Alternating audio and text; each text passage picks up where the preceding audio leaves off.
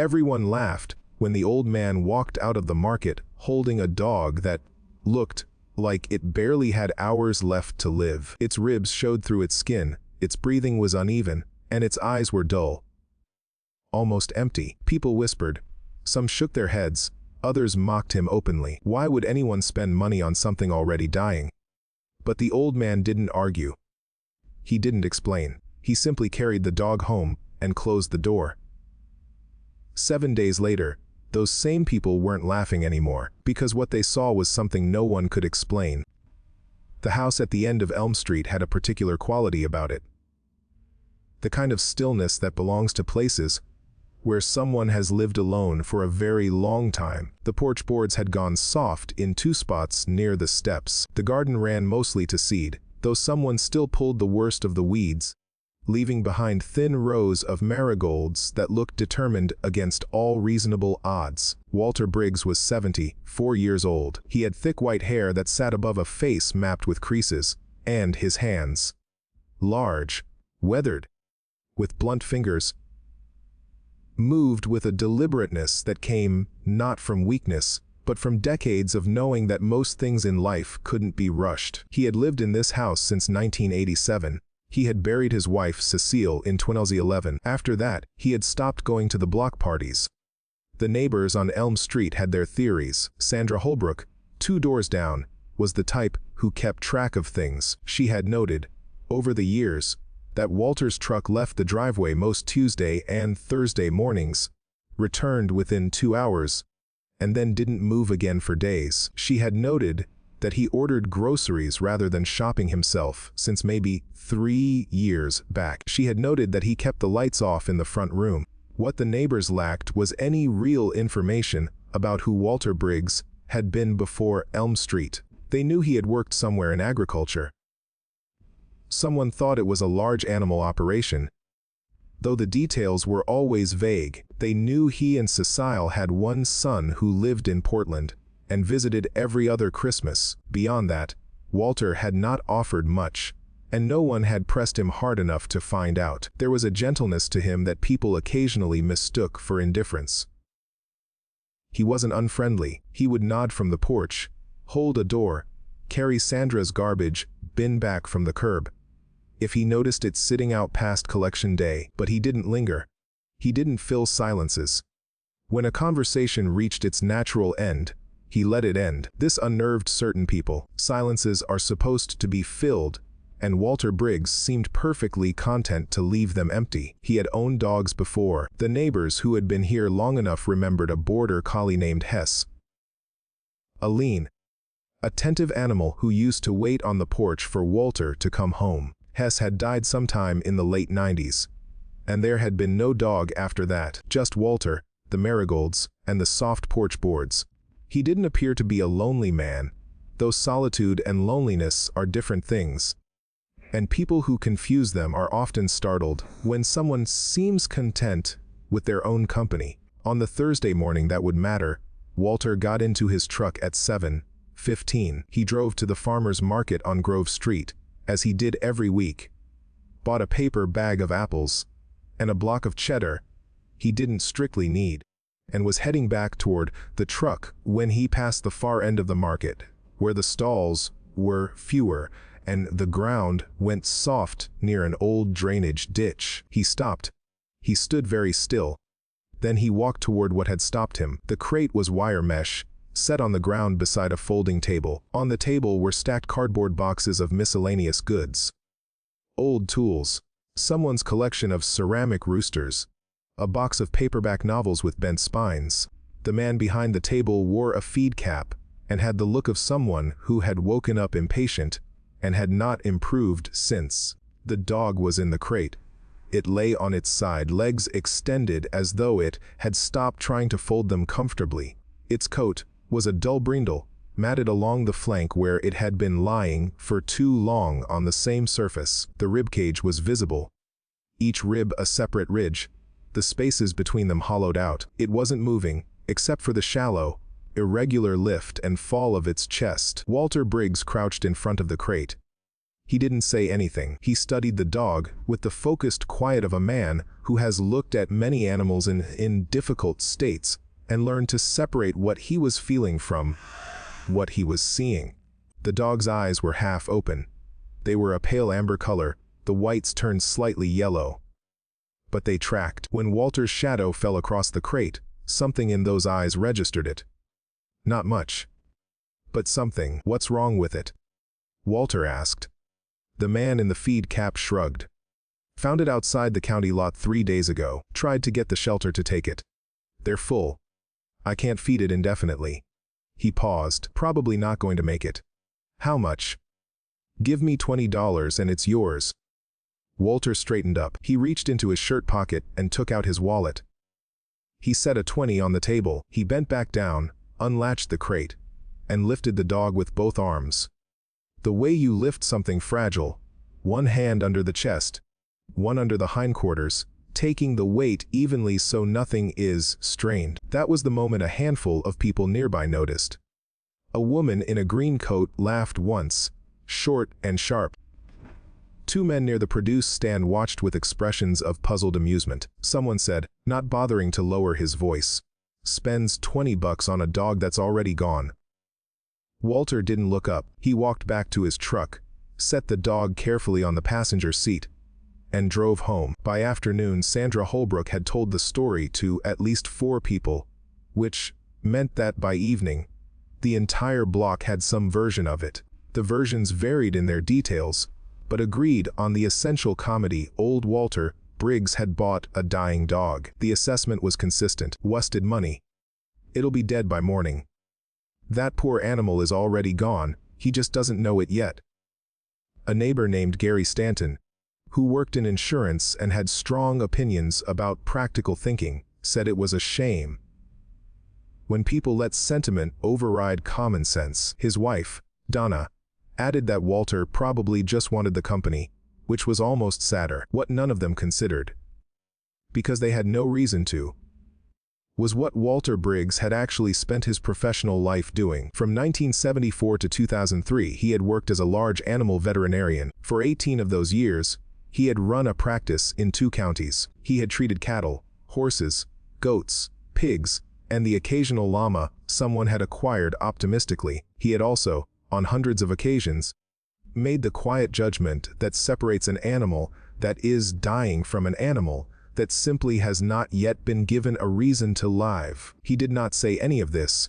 He had no interest in explaining himself to Gary Stanton or Sandra Holbrook. They would know what they would know in their own time, or they wouldn't.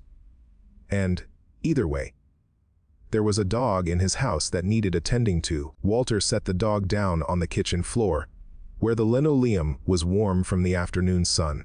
He did not put it in a box or a crate. He laid it on a folded blanket that had been Cecile's. A heavy wool thing with a geometric border, washed so many times that the colors had softened to something approximate. He worked slowly.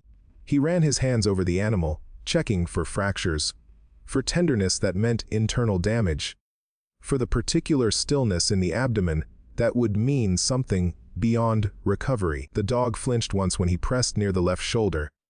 He noted it. He checked the gums. Pale, but not white. He checked the eyes again.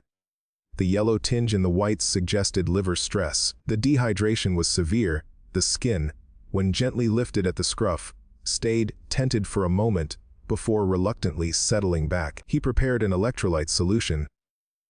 Not the commercial kind, which he didn't have, but the correct proportions from what he kept in the kitchen. A pinch of salt, a small amount of sugar, water that was warm but not hot. He used a syringe without a needle, coaxing the fluid into the side of the dog's mouth, in small increments, waiting after each one, watching the throat for the swallow. The dog swallowed. Faintly, slowly, but it swallowed. He cleaned the matted areas of the coat with a warm, damp cloth. He found 2 old wounds, one on the left ear, one along the rib cage, that had closed improperly and required cleaning. He did what needed to be done. His hands were steady. They had been steady for 50 years of this kind of work, and they didn't change now. He made no sound of sympathy while he worked. He didn't talk to the dog, didn't apologize for the discomfort of cleaning the wounds. There are people who say all of this aloud to animals. And it is not wrong. It comes from a real place. But Walter Briggs had always believed that the quality of the attention was the thing itself, saying it was beside the point. Late in the afternoon, he sat in the kitchen chair and looked at the dog on the blanket. The chest rose, fell, rose again. He had seen worse.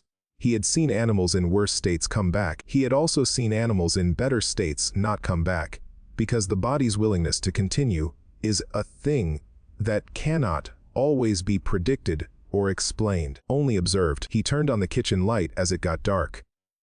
He ate his dinner standing at the counter. He didn't go to bed until after midnight, and before he did, he checked on the dog once more. Still breathing, a little steadier, perhaps, he went to bed. Through the first night, the dog's breathing remained shallow but regular. Walter woke twice, not because of any sound, but from a long trained habit of checking on things that needed checking on. He sat on the kitchen floor beside the blanket for a few minutes each time, his back against the cabinet, listening. The second time, just before 4 in the morning, the dog shifted. One leg extended, and then drew back in. The movement was small and involuntary, the kind that means the body is still negotiating with itself, but it was movement. By morning, the dog had taken more of the electrolyte solution. Not much, but more than before. Walter made coffee. He looked out the kitchen window at the marigolds, which were doing their usual determined thing. He thought about Cecile as he did every morning. Briefly, without grief. The way you think of someone who has become part of the structure of your daily thinking, rather than a separate thing you have to approach. He thought about Hess, the border collie, who had come to him in a not entirely different state. Struck by a car, brought in by a stranger. Left on the practice's doorstep in a cardboard box. Hess had taken a week to sit up on his own. He had lived for 11 years after that. Walter was not a superstitious man, and did not put particular faith in patterns. But he also understood that some animals have more will than their circumstances seem to allow for. And that this will, once engaged, is a formidable thing to work against. The dog was not better, exactly. But it was present in a way it hadn't been the day before. The eyes were more open. When Walter moved around the kitchen, the amber gaze followed him. Slowly, without energy, but it followed. That was the first change. On the second day, the dog accepted small pieces of boiled chicken, torn into pieces smaller than a fingertip. It took them from Walter's hand without raising its head, just turning its neck slightly to reach. It was not enthusiasm. It was something closer to a decision. On the third day, it drank water on its own. This is the moment. If you've ever nursed a sick animal, that changes the shape of things. As long as an animal won't drink, you're the one deciding whether it lives. When it starts drinking on its own, it has made a choice. Walter noted this without ceremony. He refilled the bowl and went to pull weeds in the garden. Sandra Holbrook, rounding the corner with her terrier on a leash that morning, glanced at the house. The curtains were drawn. She told Donna Stanton later that she assumed the dog had already died. It seemed the most probable outcome, and she had a tendency to move quickly to the most probable outcome. Gary Stanton, for his part, had already moved on. The story of the old man and the dying dog had been replaced, in his conversational rotation, by a dispute about the development proposal for the lot on the north end of the block. He had opinions about that. He was comfortable with his opinions. Walter continued his work. On the third afternoon, he sat on the kitchen floor with his back against the cabinet, and after a while the dog pushed itself. Slowly, with effort, one front leg extending and then the other, into a position that was not quite sitting, but was close. It stayed there for maybe 3 minutes before lying back down. Walter watched this without moving. He had learned, over 50 years of practice, to distrust the dramatic moments in animal recovery, the sudden improvements, the visible milestones. Those were not where the real work happened. The real work happened in the in-between. In the quality of the breathing at 3 in the morning, in whether the eyes tracked with intention or with mere reflex, in the subtle shift from a body that was retreating from the world, to one that was beginning to tolerate it again. These were things you couldn't communicate to someone who hadn't spent time learning to see them.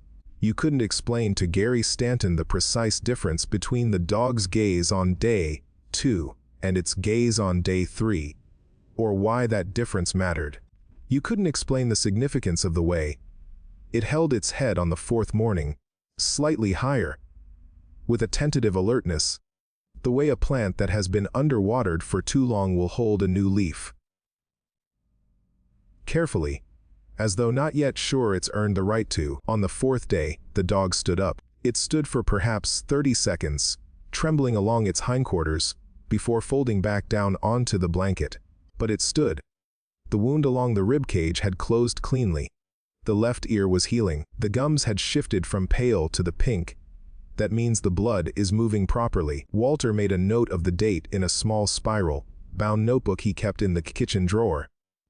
He had always kept notes. It was the habit of a man who had learned to pay attention to the direction of change, not just the current state. On the 5th day, something shifted. It was a small thing and would have been easy to miss. Walter was standing at the counter eating a bowl of oatmeal when the dog, who had been lying on the blanket, watching the middle distance with the blank focus of an animal still conserving itself, turned its head and looked directly at him, not at the bowl, not at movement or a sound or something requiring a response. At him. There is a difference, if you know how to look for it, between the gaze of an animal that is registering its environment and the gaze of an animal that has begun to register the person in its environment specifically. The first is survival. The second is something else. Walter looked back.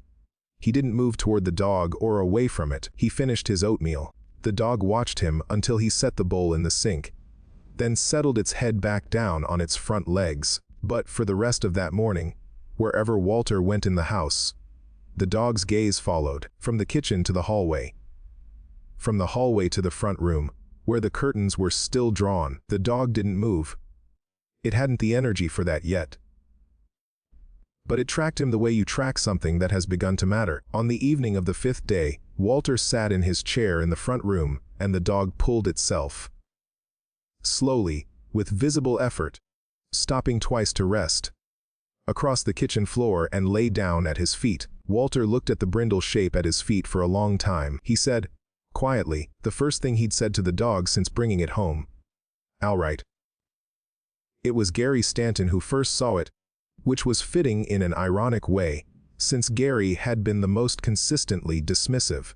He was taking his trash to the curb on Thursday morning, when he heard a sound from the direction of Walter's porch. He looked over. Walter was sitting in his porch chair. At his feet, standing, not lying, was a brindle dog. Gary stopped. The dog was thin, its ribs still showed, but it was standing, its tail making a slow, deliberate movement, its head raised, watching the street. Gary Stanton went inside and told Donna. Donna told Sandra Holbrook. Sandra Holbrook went to her window and looked. She stayed at the window for a while, with an expression that was more complicated than she would have expected from herself. The dog was not a miracle. It was gaunt, it moved carefully, and it rested often. But it was alive in a way that contradicted everyone's reasonable expectations from 6 days prior. It had moved from the edge of dying to the edge of recovering, and the distance between those two things, while invisible in the aggregate, was enormous in its particulars. A younger woman on the block named Claire Novak, who had just moved in 3 months ago and had no investment in the original consensus, walked past Walter's porch that afternoon and stopped. "Is that the dog?" she asked. She had only the second-hand story from Sandra, but she had found it touching in the version she'd received. Rather than foolish, Walter looked up from the section of garden hose he was examining for cracks. "That's him," he said. "What's his name?" Walter considered this. "Haven't settled on one." Claire looked at the dog. The dog looked back at her with its pale amber eyes. "He's got good eyes," she said. "He does," said Walter. She stood there a moment longer, then continued down the street.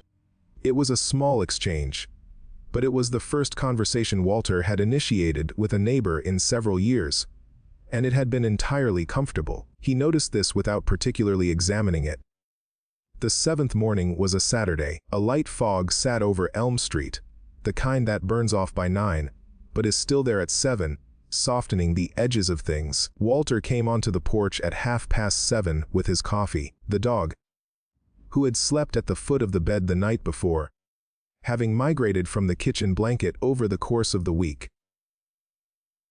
came out behind him and sat at the top of the steps. Sandra Holbrook, who was already in her garden and had been watching the house since early with the slightly guilty attentiveness of someone who has said something they are now not certain about, went still. The dog sat at the top of the steps and looked at the street. Its ribs were still visible, but it held itself differently than it had in the crate at the market. Its head was up, its ears moved at sounds from down the block. Its tail, that slow, deliberate motion, resumed. Gary Stanton came out of his house to retrieve his newspaper. He stood in his driveway holding the paper, watching. The fog shifted. Walter drank his coffee. The dog watched the street. Neither of them moved with any urgency. It was the stillness of two creatures who have been through something together and found that they can occupy the same silence without filling it. Sandra Holbrook walked over. She came to the sidewalk in front of Walter's house and stopped. "He looks good," she said. Walter looked at the dog, then at Sandra. "Getting there." Sandra's expression went through several things. She was a woman who was not unkind.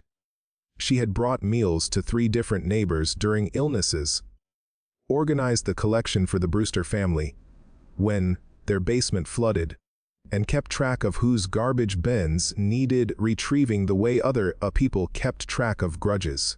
But she also had a tendency to mistake the speed of her initial judgment for the quality of it, which was a different failing from cruelty and harder to correct, because it felt like efficiency. "I'm sorry," she said, and it wasn't entirely clear what she was apologizing for, which meant it was probably for all of it. The laughter, the certainty, the reasonable consensus that had been, in the end, just impatience dressed up as practicality. Walter nodded. "Not necessary," he said. Still, she looked at the dog again. "What did you do? I mean, how did you?" "Kept him hydrated," Walter said. "Cleaned the wounds. Fed him small amounts as he'd take it. Watched him." He considered. "Mostly just watched him." Sandra Holbrook waited to see if there was more to it than that. There wasn't. That was the whole of it. The watching, the waiting, the quiet persistence of attention. These don't make for a dramatic explanation. They never do. The things that actually sustain life are almost always less spectacular than the things that threaten it. And they require nothing more, and nothing less, than the willingness to be present without demanding results. She stood there another moment. Something in her face that had been tight with the awkwardness of admission gradually softened. "What's your background?" she asked. "I mean, did you do this kind of thing professionally?" Walter looked out at the street. Chester had turned his head to track a sparrow landing on the garden fence. "Veterinarian," Walter said. "Large animals, mostly. Retired about 20 years ago." Sandra absorbed this with the expression of someone recalculating a very long equation. "I didn't know that," she said finally. "Most people don't," said Walter. "Not with bitterness. With the mild indifference of a man who has grown comfortable with the limits of what other people know about him." Sandra nodded. She looked at Chester one more time. The way you look at something that has arrived at a destination you doubted it would reach. Then she went back to her garden. Gary Stanton walked across the street. He stood next to where Sandra had been standing. He looked at the dog for a while without saying anything. "What's his name?" he finally asked. "Working on it," said Walter. Gary nodded. He seemed to want to say something else, but the thought didn't fully arrive, and after a moment he went back inside. Some recalibrations happen quietly and privately, and Gary Stanton was the kind of man who would need time to reconcile what he'd said with what he was currently observing. That was fine. Walter had no interest in the reconciliation.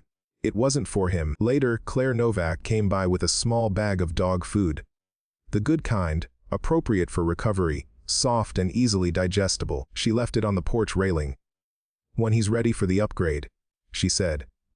Walter thanked her. She scratched the dog behind the ear, and the dog permitted this. The weeks that followed were ordinary in the way that most things, after their charged moments, become ordinary again. The dog, whose name became Chester, arrived at through no particular logic that Walter could have explained.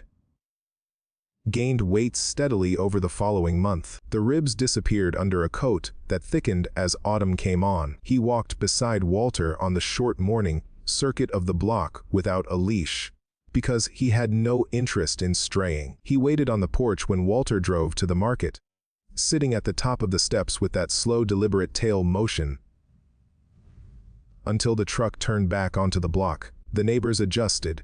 It was not a dramatic adjustment. No one made speeches or issued formal revisions to their prior opinions. Life doesn't work that way, and Walter wouldn't have wanted it to. Sandra Holbrook stopped mentioning the original story. Gary Stanton took to nodding from his driveway with a different quality than before. Less the social obligation of acknowledging a neighbor, more the quiet acknowledgement of a man who has revised something in his thinking and hasn't yet found the words for it. Claire Novak became a familiar presence on the street over the following months, which had nothing to do with Chester, but did have something to do with the afternoon she had stood at Walter's porch and found it easy to say a simple true thing. She started a small neighborhood watch that winter, and Walter agreed to be on the list, which surprised Sandra Holbrook considerably. Chester changed the house on Elm Street in the way that animals change houses. Not by adding noise, exactly, but by adding the specific quality of aliveness that comes from a creature who is glad to be where it is.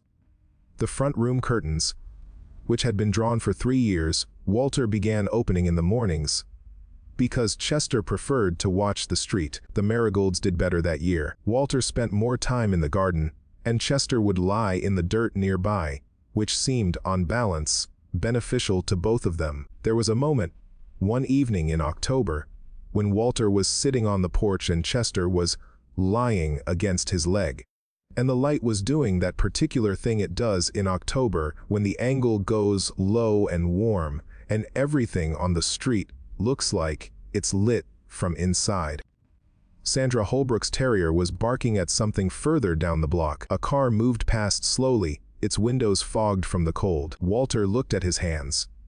The large weathered hands that had spent 50 years tending to animals in varying states of damage and recovery, that had learned the difference between what an animal shows and what it holds. He thought about the morning at the market, the wire crate, the pale amber eyes that had tracked his shadow.